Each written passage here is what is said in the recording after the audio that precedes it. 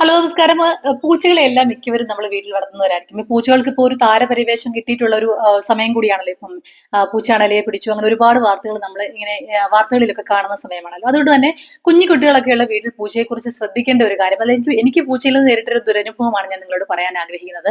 എനിക്ക് പൂച്ചയെ ഒരുപാട് ഇഷ്ടമുള്ള ആളാണ്. കുട്ടിക്കാലത്ത് നേരിട്ട ഒരു ദുരനുഭവം കാരണം വീട്ടിൽ ഒരിക്കലും പെറ്റ്സിനെ വളർത്തുന്നില്ലെന്ന് ഡിസൈഡ് ചെയ്തവരായിരുന്നു ഞങ്ങൾ. എന്നാൽ ഞങ്ങളുടെ വീടിന്റെ ഗേറ്റിന് മുമ്പിൽ ആരോ ഉപേക്ഷിച്ചിട്ട് പോയ പൂച്ചകളെ ഞങ്ങൾ നോക്കേണ്ട വന്നു. പിന്നീട് ആ പൂച്ചകളുമായിട്ട് മാനസികമായി വളരെയധികം അടുപ്പമുണ്ടായി. അതിലുണ്ടായ ഒരു കുഞ്ഞു കുട്ടി, ഒരു കൊച്ചു പൂച്ചക്കുഞ്ഞ്, ഇങ്ങനെ ഞാൻ കിടക്കുന്ന സമയത്ത് ഇങ്ങനെ എന്റെ നെഞ്ചിൽ ഇങ്ങനെ കയറിയിരിക്കുന്ന സമയത്ത് ഞാൻ മൊബൈൽ ഇങ്ങനെ സ്ക്രോൾ ചെയ്തുകൊണ്ടിരിക്കുകയായിരുന്നു.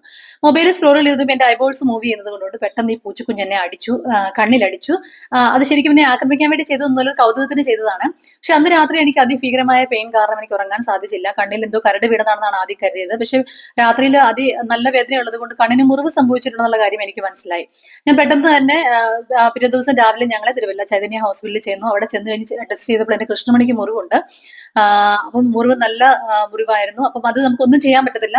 പെട്ടെന്ന് തന്നെ അവര് കോട്ടയം മെഡിക്കൽ കോളേജിൽ എനിക്ക് ഇത് എഴുതി. കാരണം എന്താണെന്ന് വെച്ച് കഴിഞ്ഞാൽ ഈ മുറിവിന് ചുറ്റുമുള്ള വാക്സിനേഷൻസ് കോട്ടയം മെഡിക്കൽ കോളേജിൽ മാത്രമേ കിട്ടുള്ളൂ. അപ്പൊ ആന്റി റാബിസ് വാക്സിനേഷൻസ് എല്ലാ താലൂക്ക് ഹോസ്പിറ്റലുകളൊക്കെ മിക്കവാറും ലഭിക്കുമെങ്കിലും ഈ മുറിവിന് ചുറ്റുമുള്ള ഇഞ്ചക്ഷന് കോട്ടയം മെഡിക്കൽ കോളേജിൽ മാത്രമേ കിട്ടുകയുള്ളൂ. അപ്പൊ എത്രയും പെട്ടെന്ന് തന്നെ അവിടെ കൊണ്ടുപോകാൻ പറഞ്ഞു. ഞങ്ങൾ പെട്ടെന്ന് തന്നെ അവിടെ ചെന്നു.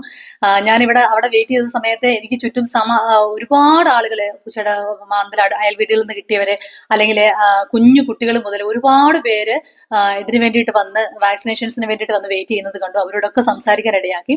അപ്പം പൂച്ച സ്നേഹം കുറച്ച് നാളത്തേക്ക് അപ്പം നമുക്കൊന്ന് കുറഞ്ഞു. അപ്പം ഒരുപാട് പേര് ഇങ്ങനെ റീലുകളൊക്കെ കൊച്ചു കുട്ടികള് പൂച്ചകളോടൊപ്പം ഉറങ്ങുന്നൊക്കെ കാണിക്കുന്നത്. അപ്പൊ പൂച്ചയ്ക്ക് എപ്പോഴും ഒരു ആനിമൽസിന് എപ്പോഴും അതിൻ്റെതായിട്ടുള്ള, എസ്പെഷ്യലി പൂച്ചകൾക്ക് പെട്ടെന്ന് ഇങ്ങനെ റിയാക്ട് ചെയ്യാനുള്ള, അല്ലെങ്കിൽ പെട്ടെന്ന് ആക്ട് ചെയ്യാനുള്ള ഒരു എബിലിറ്റി കൂടുതലുള്ള ജീവികളാണ്.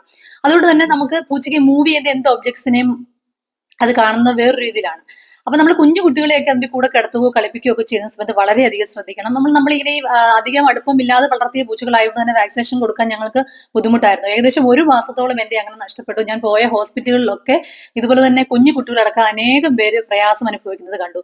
പിന്നെ കുട്ടികളുടെ വീട്ടിൽ പ്രത്യേകം ശ്രദ്ധിക്കേണ്ട കാര്യം, പൂച്ചകൾ വന്നതിന് ശേഷം ഞങ്ങൾക്ക് എലി ശല്യം ഭയങ്കരമായിട്ട് കുറഞ്ഞു. ചുറ്റുമുള്ള ചെറിയ ജീവികളെ, പാമ്പുകളുടെ ഒക്കെ ശല്യം പൂച്ചകളെ ഇപ്പോഴും ഞങ്ങൾക്ക് വലിയ ഇഷ്ടമാണ്. ഒരുപാട് പേര് പൂച്ചയെ പിന്നീട് ഉപേക്ഷിക്കാൻ പറഞ്ഞെങ്കിലും ഞാൻ വളർത്താൻ തിരഞ്ഞെടുത്ത പൂച്ചകളെ ഞാൻ ഉപേക്ഷിക്കാൻ തരില്ല. ഞാൻ വഴിയിലും റോഡിലും ഒക്കെ അത് അലഞ്ഞിരിഞ്ഞ് നടക്കുന്നതും വണ്ടി കയറുന്നതും ഒക്കെ വളരെ ബുദ്ധിമുട്ടുള്ള, സങ്കടമുണ്ടാക്കുന്ന അവസ്ഥയായതുകൊണ്ട് ഞാൻ അതിന് തയ്യാറായില്ല. പക്ഷെ വളരെ കെയർഫുൾ ആയിട്ടാണ് ഞാനിപ്പോൾ പൂച്ചയെ ശ്രദ്ധിക്കുന്നത്. പക്ഷെ പൂച്ച പ്രത്യേകം ശ്രദ്ധിക്കുക. കുഞ്ഞു കുട്ടികളൊക്കെയുള്ള വീടുകളിലെ അരണ, ഓന്ത്, എലികൾ, ചെറിയ പാമ്പുകൾ ഒക്കെ കൊണ്ടിടും.